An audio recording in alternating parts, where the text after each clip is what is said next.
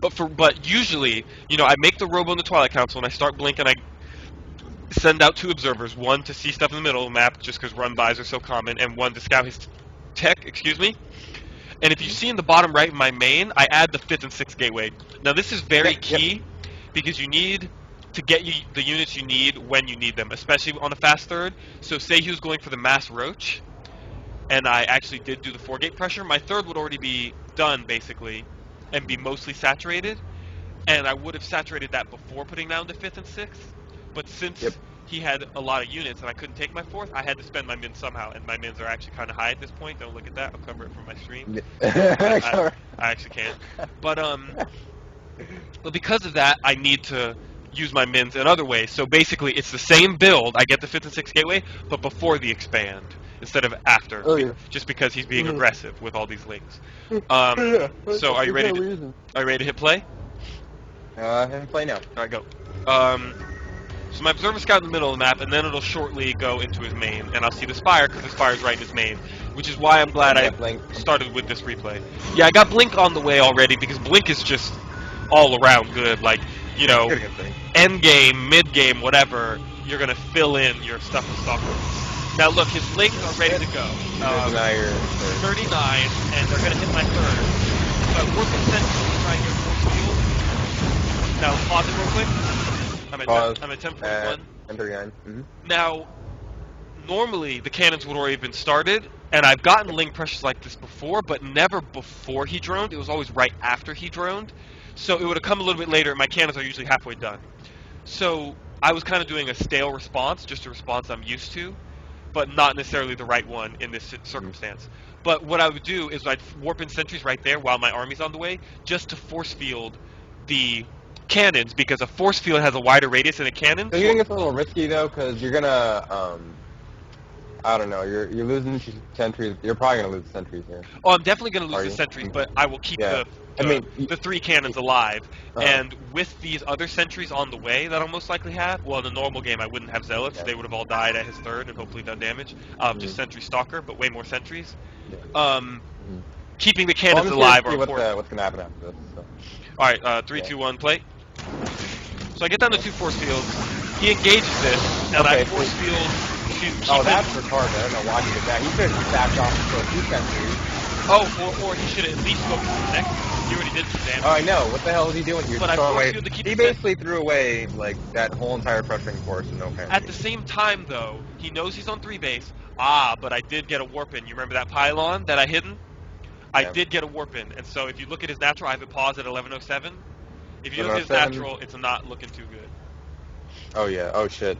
Yeah, way not good. And his are about to pop. Now, see, this guy, he didn't like go straight up mutas. He just went roaches, and then he's like, "I will go mutas." No. He didn't go roaches. He went for a roach warren, and I think that's brilliant. Yeah, he never even like used it. No. That's brilliant. I always tell Jordan Rushing, for if anyone's watching or who watches in the future who doesn't know, that's a big practice partner of mine on the UNCC CSL team. And so is Dan. Dan is an underling, get ready to rise, and we're going to make sure he rises. Oh, we're doing introductions now? I guess. But, yes, Dan, would you like to introduce yourself? Yes, my name is Dan, a.k.a.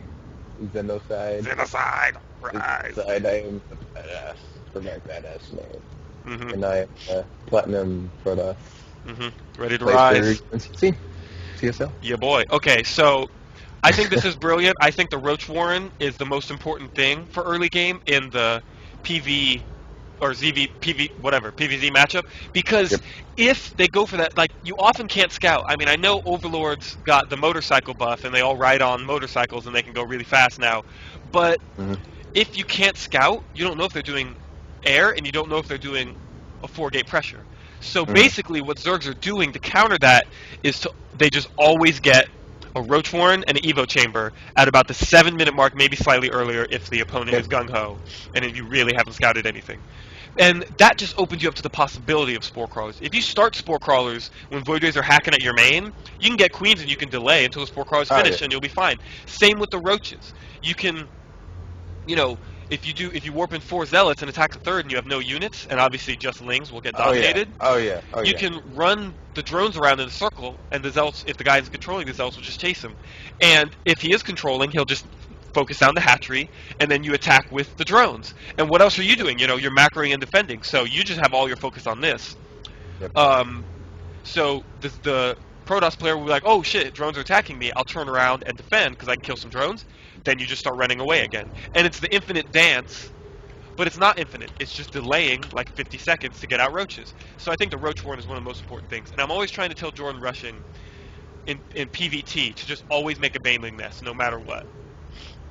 Oh, Just well, always have a baneling nest, even if it's not going for your tech. It's just 100 mins and 50 gas, and if they do a weird, wicked, like, mass marine push that you were totally not ready for, like, your lair just finished, let alone, like, investor tech finishing, then you can at least morph some emergency banelings and do the, the, what do you call it, the Destiny style, where, you cup the lings around the units, and then you anally rape them with your banelings, and you'll most likely, if you control well, you can defend against like ridiculous number of Marines.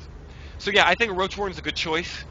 He basically did go straight for mutas after. Yeah, do you like that though? Do you like that he just basically? I don't know. Do you think he should have made mutas in this situation? Like, it seems kind of silly because I think he knows that it's kind of late. I mean, I don't know. I think I feel like he made. Okay, I mean, look at his point of view, right? Like, don't actually, but he made lings. And my third didn't even get started until like the 10-minute and 30-second mark. That's a late third. His third was at 4 minutes and 30 seconds, so he's at like 6 minutes ahead.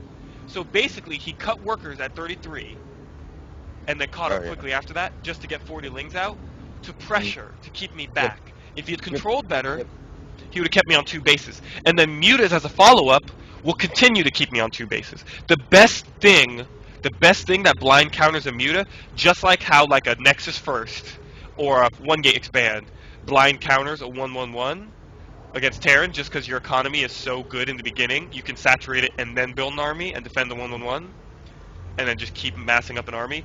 The same thing goes for countering mutas. A good blind counter is a fast third, because if you're already on 3rd base, 3 bases against Zerg can last you a long time, especially against like weak ass units.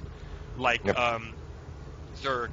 Like freaking mutas. I mean, unless they can do damage. Mm-hmm. I mean, on a head-on fight, mutas are useless. Yeah. So the more they invest into those mutas, the less impact they're gonna have in like a straight-up fight. Absolutely. And while we're on this subject, this was actually one of my 4, now 5 points. Not to say stuff is imbalanced. I think the game is balanced pretty well. With save like a few things, like the mothership makes it a little too easy to beat a really expensive Zerg army. But I think for the most part, the game is balanced. But just in general, just because of the playstyle of this race, Zerg units suck. Yes. Obviously, for the cost, they're sometimes good, but they're not cost efficient on their own right. If you max out on roaches and play someone who's maxed out on stalkers, or fight someone, they're gonna beat you every time. And that's where Zerg's strength lies, because their units are sucky, but they're cheap. So the Protoss might beat you, but if he loses too many stalkers, like if he loses more than 10 or 20, then you can get remax instantly, depending on the situation, and possibly beat the second round. But Zerg units just suck. They generally suck. So even if someone, obviously not Broodlords and not Ultralisks, because Ultralisks are stupid, but they don't suck. Yeah, they suck. But they're very cost inefficient. And so even though when you play against mutas, they feel like, everything's going wrong, they're keeping you back, they have to do that because you're still scary, especially if you get on 3 base and maintain 3 bases with like... Hey, you got some cannons up, and maybe he only has 9 mutas coming out, and you have like 4 cannons and a couple pylons. He won't be able to touch that base. Yeah, well, I mean, 4 cannons is kind of like... kind of early. It's like early to have 4 already, unless you mean like on separate bases, then yeah. But yeah, that was one of my big points. Even though you're like really getting battered over and over and over again by the Zerg, like going Mutalist style, if you follow my points well, you will still be able to come out on top. Because it's like any matchup, but it's like any matchup in the sense that like PvP or PvT, no matter how far behind you are, if you get a couple good army battles, like if you kill their army well, like a few times in a row, you can come back from anything. And with Zerg, it's way easier. Like you saw the Zerg's force of lings, right? Yeah, What was it? yeah. It was 4 zealots and 2 sentries. Yep. And yeah, my zealots had 1-1 and he had no upgrades, but he could have possibly taken that if my zealots weren't close and if they weren't backed against my force fields and if Yeah. my sentries were untouchable because of force fields. My point is, like, the Zerg will have an army that can beat yours, but you also have an army that can beat theirs. And that doesn't really make sense. Nope. But it all depends on control and positioning. Okay. You know, the Zerg units Okay. are weak, so you really need to get surrounds, and force fields Yep. don't allow for surrounds. Yep. Yep. So they're never going to get the engagement that they want. Mhm. And also, if you really go to force fields, they'll get an even worse engagement than they want. So, just in general, remember that as I'm going through these points. Zerg units can be defeated by Protoss units, you know, and it's easier to come back from situations where you feel like you're behind, like Yeah. Mutilus Harass. That's And, why li- Zerg. and like you said, they stayed on Mutilus. If they stay on Mutilus for a while, then they don't have the all important like infestors. Yeah. So All right. So I'm at 11:19. So just tell me when you're. hold on one. Yeah. Stay on faster. Yep. And just let me know when to go. So he lost a lot of workers, and he's remaking them. All right, know go. He lost a lot of workers, and he's remaking them pretty quickly. But that's a real big blow. Like he should not have taken this damage from these zealots. Oh yeah. Yeah. And look, they're even doing damage to the hatchery. Like this is extremely bad. But look, he's doing what I said. He's running around them in a circle. You know, he's doing what he can. Yep. From my position, there's the mutas revealed. You know, my observer is in his base and barely didn't scout the spire, but because of my aggression, the mutas are revealed. Yep. So I want to pause it at this point. Pause. 12 minutes. Okay. We know 2 things. Well, okay. Honestly, we can just straight up look at our zealots dying and count how many mutas he has. Yeah. Because, like, 8, or like, okay, well, what's the smallest number of mutas they'll start with? Probably 6. 6 to 16 mutas are completely different than greater than 16, and like pushing what? If there's like, I'm just saying, if there's like 35. Exactly. I was just about to say, pushing 30 or 35, it's a complete different story because you get like 8 or so stalkers. I mean, I've watched a lot of Liquid Hero. He's the greatest, like tied with Huck. He's the absolute best versus Muta builds in the world, I think. Obviously, Squirrel is up there. You know, he's a real top-notch GSL Code S winner. And I've seen him play against Mutas as well. But just Huck and Hero, they're like in the opponent's head. They're like, come on, harass me. Like, that's fine. Yeah. And like, they do amazing. And one thing I've learned from Hero is that a really small number of stalkers can take the smaller set that I named of mutas. But once they get to the bigger set, you either need mass stalker with Guardian Shield, and upgrades won't just do it. Like, you almost always have upgrade advantage against mutas because they had to get to lair. You already were upgrading. So. Exactly, you've been upgrading, and they had to get to lair to start upgrading. So that doesn't really matter, but the Guardian Shield helps. You're either going to have that or splash damage, which, you know, Archons, but Archons can be kited, so really Psystorm. It would be nice if they kept the Tempest as is, coming into the Heart of Swarm and made it have splash, but that's alright. I'm sure Blizzard will do whatever. So at this point, it's at 11. I'm at 11:55. We could have straight up seen the number of mutas. Are you going yet? No, we could have straight up seen the number of mutas he had. But if we didn't, we know 2 things. We know 1, we did a little bit of pressure to his natural and did more damage than we should have. Right? That's very good. He has to rebuild those drones. That's good, and that possibly cuts some of his gas production, like almost definitely. So he can't start with a large number of mutas, like larger than expected. And you usually can expect 6 to 10 as the first set, because if they're planning mutas from the beginning, they're going to be saving up gas. Oh, yeah. Also, we know he cut workers early on to get out those 40 lings, and those 40 lings didn't really do anything.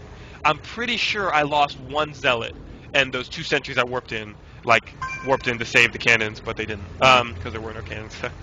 But I'm just surprised that your third base stayed up like that. He could have easily denied that. He could have focused it down. He already did about 300 or 400 damage. If he just threw away against. If he had microed, like focused it, ran away from the ring around the rosy. Focused it, ran away from Zealous. Focused it, ran away. He could have definitely made it easy to be sniped by the mutas, if not taken it down. But we know, just intuitively, we know he cut workers early in the game and did no damage, and we know I did damage to his workers there. So we don't have to be that worried about the mutas right now. So I'd say maybe 1 full warping of stalkers, maybe 6 stalkers should be adequate.